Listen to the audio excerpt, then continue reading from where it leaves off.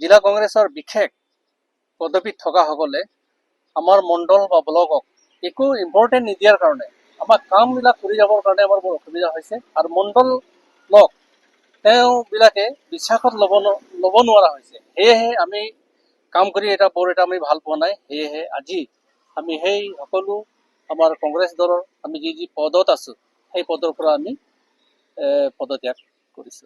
মই যি দেখিছোঁ ৰতন ইংতিৰ যি ব্যৱহাৰবিলাক ইমান এটা ভাল নালাগে আৰু তেওঁ মানুহজন ইমান খোলাখুলি নহয়। বোকাজান সমষ্টিত আমি বিচাৰিছিলোঁ এটা নতুন চেহেৰা, আৰু যিহেতু আমি সন্তুষ্টি নহয়, যিহেতু আমি নতুন ফেচ ইয়াত আমি দেখিবলৈ বিচাৰিছিলোঁ, আৰু নতুন ফেচ নোহোৱাৰ কাৰণে আমাৰ মনত আমি আঘাত পাইছোঁ।